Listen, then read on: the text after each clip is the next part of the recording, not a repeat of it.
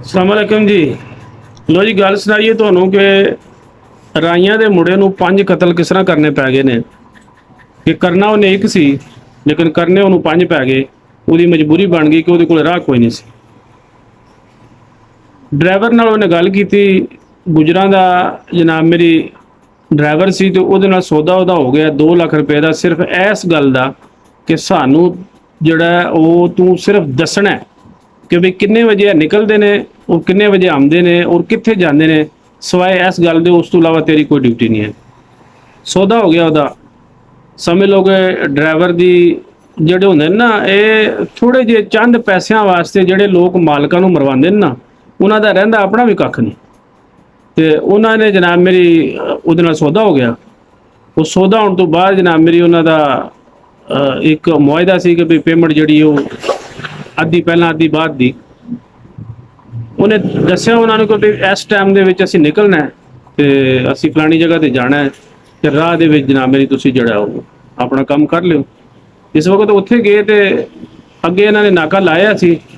इन्होंने गड्डी दे विच 5 बंदे सी, मारना तो एक नूं सी लेकिन बंदे वो विच 5 सी ड्राइवर समेत, ठीक है ना। 4 बंदे सी ते एक वो जिहड़ा ड्राइवर सी जिहदे नाल सौदा होया सी। इन्होंने शुरू ही ड्राइवर तो कीता, समझ गया ना। सब तो पहली गोली वजी ड्राइवर नूं, वो ड्राइवर इन्होंने मारिया और उस तो बाद जनाब मेरी जड़ा ना बाकी उन्होंने दूसरे 4 भी फिर मारने पै गए। इस तरह करके वो वाकया होया तो जिस वक्त तो जेल आ गया तो जेल दे विच उन्होंने पूछा ना कि भी असल बंदा तो तू एक मारना सी ते बाकी जड़े ने, उन्हें आख्या जेडे बाकी वो यार सन वो तो मुखबरी वास्ते, लेकिन उन्हें कहा जेड़ा तू ड्राइवर मारिया सी उहदे नाल ते तेरा सौदा सी उन्हें ते तैनूं दस्सिया सी। उन्हें आख्या उन्होंने मारना बड़ा लाजमी सी कि जेड़ा उहदा यार नहीं सी है भी वो मेरा कदों यार सी। देखो ना उहदे जनाब उहदे अल्फाज उन्हें कि जेड़ा उहदा यार नहीं सी, जिहदे कोल तनख्वाह लैंदा सी, जिहदे नाल खांदा सी, जिहदे नाल रहिंदा सी, वो मेरा कदों यार सी। इस वास्ते उन्होंने मारना बड़ा लाजमी सी, बाकी भावें सारे बच जांदे। ये उहदी अपनी सोच सी।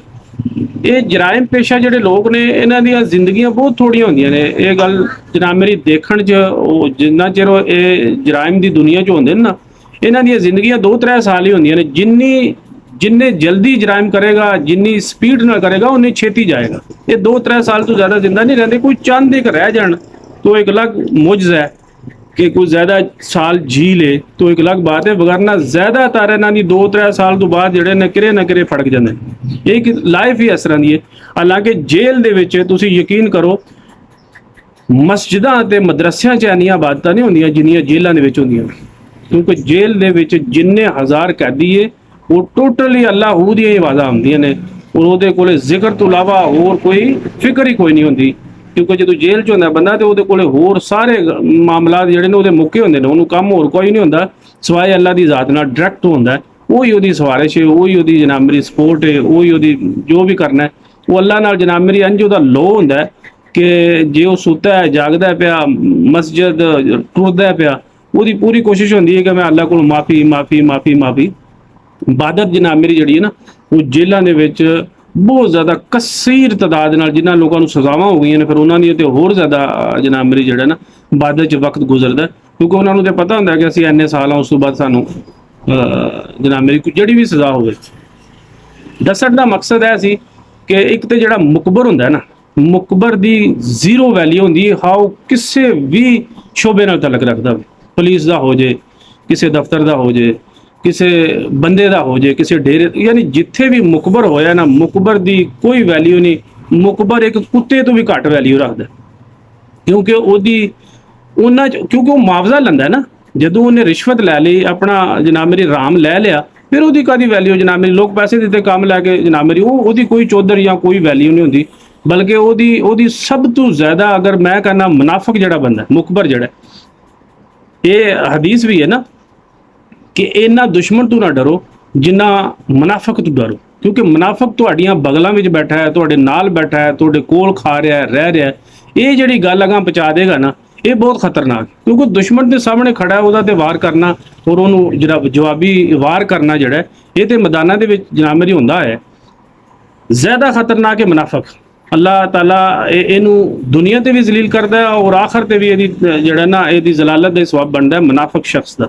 मुनाफिक की कोई जिंदगी नहीं होंदी है। अभी देखण जो ਉਹਦਾ ਜਨਾਬ ਮੇਰੀ ਟੋਰ ਟੱਪਾ ਔਰ ਜਨਾਬ ਮੇਰੀ ਵੈਲੀ ਔਰ ਹਰ ਬੰਦਾ ਉਹਨੂੰ ਲੰਘਦਾ ਸਲਾਮ ਜਿਹੜਾ ਨਾ ਉਹ ਸਿਰਫ ਐਸੇ ਖੌਫ ਤੋਂ ਕਰਦਾ ਹੈ ਕਿ ਮੁਨਾਫਕ ਹੈ ਇਹ ਗਾਲਾਂ ਨਾ ਪਹੁੰਚਾਏਗਾ, ਠੀਕ ਹੈ। ਤੇ ਲੋਕ ਉਹਦੇ ਤੋਂ ਕੰਨੀ ਕਤਰਾਉਂਦੇ ਨੇ, ਹੋਰ ਕੋਈ ਮੂੰਹ 'ਚ ਨਹੀਂ ਪਾਉਂਦਾ।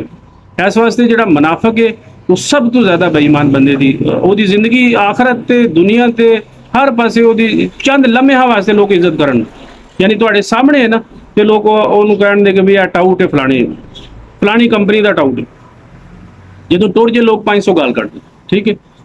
ਤੇ ਇਸ ਤਰ੍ਹਾਂ ਦੇ ਵਾਕਿਆ ਹੋ ਜਾਂਦੇ ਨੇ ਕਿ ਇੱਕ ਦੇ ਬਜਾਏ ਪੰਜ ਕਰਨੇ ਵਾਸਤੇ ਇਹ ਅੱਲਾਹ ਤਾਲਾ ਬਚਾਏ ਇਹਨਾਂ ਜਨਾਬ ਮੇਰੀ ਜਰਾਇਮ ਤੋਂ ਔਰ ਇਹਨਾਂ ਲੋਕਾਂ ਤੋਂ, ਔਰ ਅੱਲਾਹ ਤਾਲਾ ਸਕੂਨ ਦੀ ਜ਼ਿੰਦਗੀ ਔਰ ਆਪਣੀ ਜਨਾਬ ਮੇਰੀ ਜਿਹੜੀ ਹੈ ਨਾ ਆਪਣੀ ਨਿੰਦਰੇ ਸੋਣਾ ਔਰ ਆਪਣੀ ਜਾਗਣਿਆਂ ਇਹਦੀ ਤੌਫੀਕ ਦੇ, ਠੀਕ ਹੈ ਜੀ, ਅੱਲਾਹ ਦੇ ਵਾਲੇ।